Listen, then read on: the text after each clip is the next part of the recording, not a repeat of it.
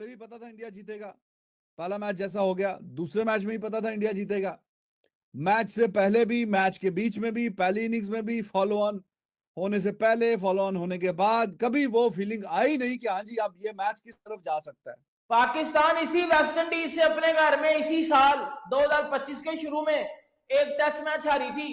2 test match की series West Indies हमारे घर भी खेलने आया था, एक में वो हमें पेल गया था और एक में हम लोग ने उन्हें पेल दिया था। 1-1 से मतलब वो लेवल कर गए थे। और भाई ये बहुत बड़ा फैक्टर है पाकिस्तान और इंडिया की टीम में।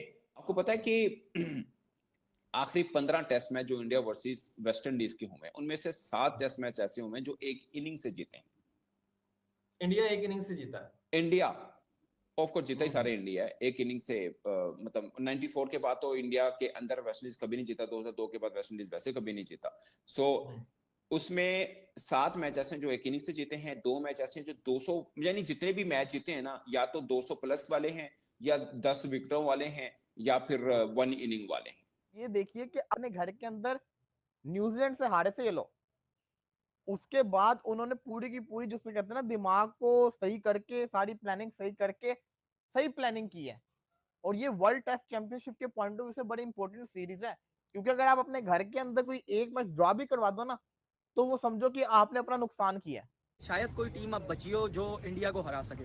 सिर्फ मेरे हिसाब से ऑस्ट्रेलिया बचता है जो कि इंडिया को टक्कर दे सकता है, वो भी हरा ना सके शायद, क्योंकि इंडिया यार इतनी स्ट्रांग टीम बन जाती है, एकदम से इतना स्ट्रांग हो जाता है इंडिया कि पता ही नहीं लगता कि सामने वाली टीम अफगानिस्तान है या आयरलैंड है, कौन सी टीम है भाई। कुछ वेस्ट इंडीज के भी जर्नलिस्टों को मैं और क्रिकेट फैंस को ट्विटर पे फॉलो वगैरह करता हूं, तो कल जब वो जीता, सेशन जीता वेस्ट इंडीज, कल वाला जब लास्ट सेशन बड़ा अच्छा खेल के गए थे, वो कह रहे थे भाई इतनी बड़ी अचीवमेंट हो गई है कि बस अब तो मतलब ओपन बस परेड होनी चाहिए और लोग आ जाएं, वाह जी वाह कमाल कर दिया हमने।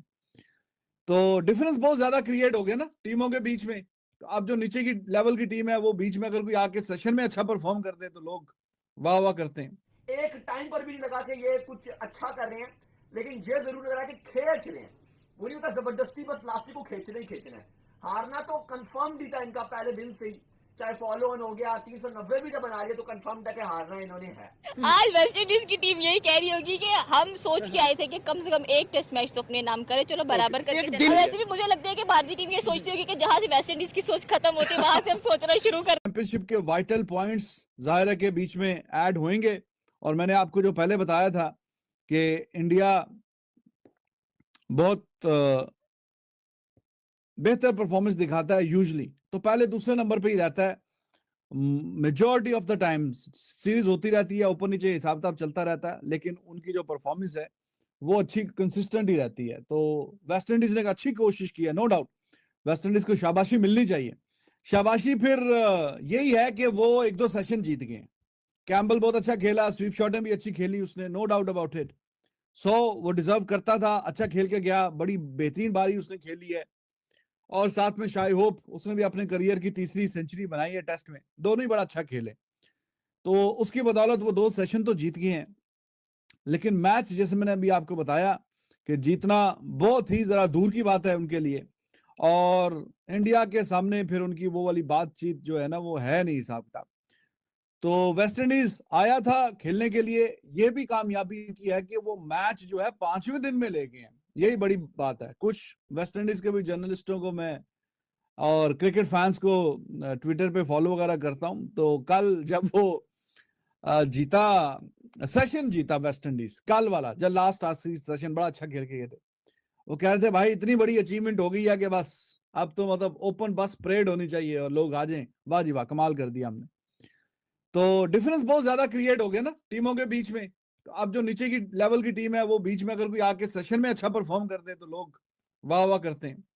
और इंडिया के जो क्रिकेट फैंस हैं उनकी भी समझ नहीं आती, पहले कह रहे हैं बोरिंग मैच है, बोरिंग मैच है, वन साइडेड है, कोई मजा नहीं आ रहा, बिल्कुल क्या करना है इनका, ये वेस्ट इंडीज वाले आ गए खेलने के लिए, मजा नहीं आ रहा उस तरह का, ये क्या क्रिकेट चल रही है, क्या हिसाब। वो थोड़ी सी 1-2 सेशन में उन्होंने अच्छी परफॉर्मेंस दिखाई है, वो साथ ही क्रिटिसिज्म शुरू, बॉलर्स को क्या हो गया, आउट क्यों नहीं हो रहे, कब आउट करेगा कुलदीप यादव, पहली इनिंग में आउट किए थे, अब क्या हो रहा है, अब क्यों नहीं हो पा रहा, गौतम गंभीर ने फॉलो ऑन करवा दिया है तो अब ये बॉलर थक गए हैं, this and that.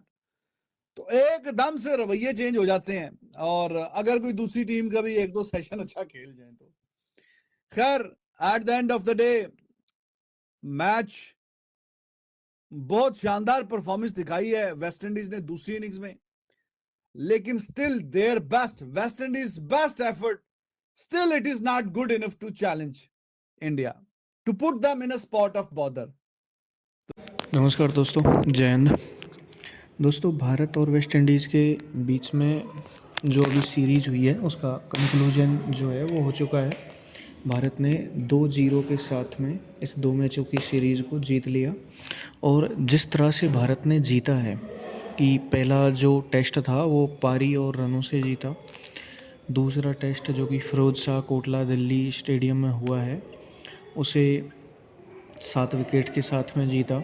It was tremendous. मतलब आप सोचिए कि जो वेस्ट इंडीज़ की टीम पाकिस्तान को इसी 2025 में कूट कर आई थी और बहुत बुरी तरीके से उस टेस्ट मैच में मारा था, कराची टेस्ट जो हुआ था पहला, उसके अंदर वेस्ट इंडीज़ ने पाकिस्तान के लगभग ऐसी हालत कर दी थी कि इनके ना बल्लेबाजों से हिला जा रहा था ना गेंदबाजों से गेंद की जा रही थी। वो पता नहीं कैसे गलती से ये दूसरा टेस्ट जीत गए। बट उसी वेस्ट इंडीज़ को फिर भारत ने दिखाया कि जो टेस्ट क्रिकेट खेली जाती है वो किस तरीके से खेली जाती है। मतलब हर एक सेशन में उन्हें धोया है, लिटरली हर एक सेशन में। किसी भी सेशन में वेस्ट इंडीज़ पूरी तरह डोमिनेट नहीं हो पाई थी। अगर हम दूसरे टेस्ट के एक सेशन को छोड़ दें तो किसी भी सेशन में पूरी सीरीज़ के अंदर वेस्ट इंडीज़ डोमिनेट हुई ही नहीं थी। इतना बढ़िया जो है वो रिदम बना हुआ था भारतीय टीम का। अब पाकिस्तानी ये सोच रहे हैं कि अगर भारतीय टीम ऐसा कर सकती है तो हम क्यों नहीं कर सकते।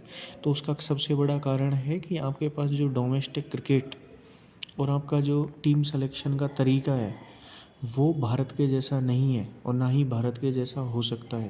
क्योंकि आपके यहाँ जो सिस्टम चलता है वो पर्ची सिस्टम है, और पर्ची सिस्टम किसी भी देश के स्पोर्ट इंफ्रास्ट्रक्चर के लिए या फिर किसी अन्य फील्ड के लिए किसी भी तरीके से वाजिब नहीं होता है।